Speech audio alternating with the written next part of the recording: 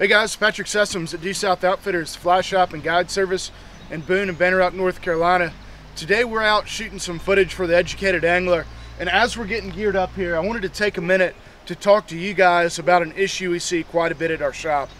And that issue is folks coming back with waders of all types, whether they're Simms, Patagonia, Redington, Hodgman, Orvis, any of your major wader companies, and going, man, I spent a bunch of money on these waders and they're leaking like crazy. I've only had them for a few months, and what's going on? So let's talk about this.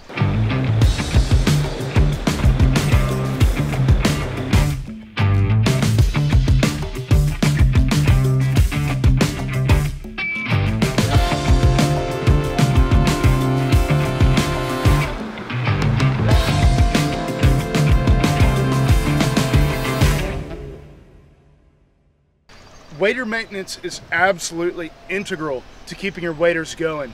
And let's mention a couple things that we see as professionals that we do each day that ensures that our waders are lasting long for us, or we're getting the most life out of our waders that we can. So number one, let's talk about this. And y'all, I do want to preface this with I talked to Anthony at Hodgman a few months ago. We had dinner together, and we were just discussing kind of general things that we see that people aren't doing to care for their waders that they need to do. So this was the number one thing that he mentioned that usually tears up waders, and it is choosing the wrong type of pants to wear under your waders. So I'm personally horrible about this. I wear a lot of Carhartts, you know, thick canvas style pants, blue jeans, especially in the wintertime, and I'll just throw my waders right on top of them. Unfortunately, what happens is, if you look at the interior, these are the Hodgman Aces waders. All waders are going to have some sort of seam tape on the inside. And in the legs down here, if you're wearing jeans or Carhartts, basically your jeans are going to chafe against that tape. In return, as that tape starts to peel back from the seams, it's going to expose basically a raw seam in which water can leak into. In essence, guys, if you're going to wear waders, wear a couple different types of pants. Number one, do not wear Carhartts or canvas pants. Number two, don't wear blue jeans. If you can, wear kind of like lightweight, slick style, breathable pants. These are just the AFCO original fishing pant. You know, the deal here is they're going to slide freely against that seam tape. Today's kind of warm, so I chose these to wear. Now, if it's cool and you're trying to layer up, I wear a lot of these kind of like fleece liner pants. They're really soft. There's a plethora of companies that make stuff like this, guys.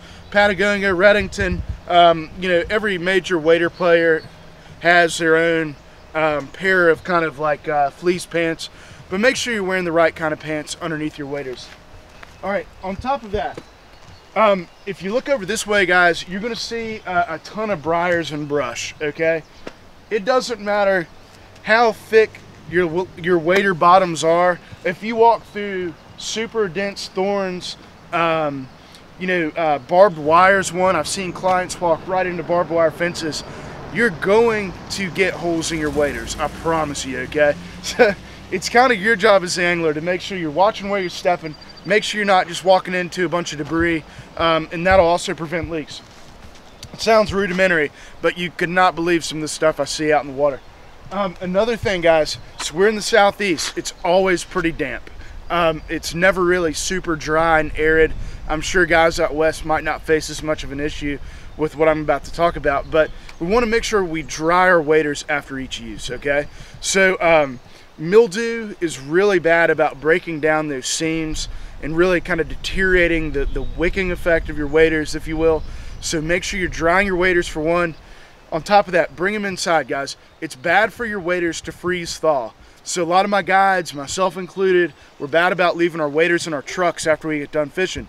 The issue there is in the summertime, it gets hot.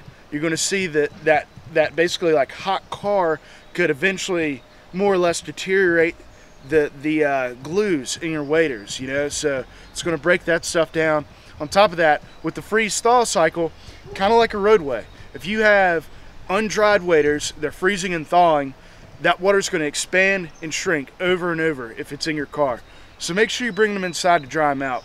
You know, those are just a couple things we see that can really deteriorate your waders. On top of that, you know, most waders are good to wash in a just a regular washing machine.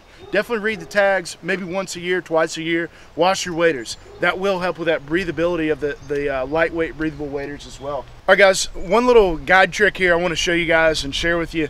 A lot of people don't realize this, but as you put on your waders, your pant leg will kind of come up in your wader like so, if you're not careful. So this is how we solve that issue, guys. Pull your sock down, fold your pant leg over, and boom, your pants will no longer ride up in your wader. One last thing I want to mention on keeping your waders going. We're looking at the back of a pair of Hodgman Asus waders. All right, so the bottom here is super thick. I mean, these are a 5-layer wader on the bottom. They're great, but one word of wisdom, where I see most of my waders fail a lot of times is in the back. And the reason is I'll have a wallet or something, you know, in my back pocket. I'll slide across a rock. That hard surface against a wallet is going to basically create more friction. In return, it's going to poke a little hole in your wader bottom. So make sure that you're not carrying stuff in your back pockets as you're fishing. You know, if you've got to carry a wallet to carry your fishing license, things of that nature, carry it in your fishing pack or something, but not in the bottom side of your waders, especially if you slide around on rocks or you slide down banks. I believe that's about it, guys. Those are just a few things we wanted to mention to y'all about how to keep your waders running longer. Hopefully this helps out, and don't wear Carhartts under your waders. Don't be me.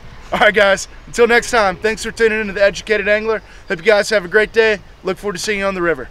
Tight lines.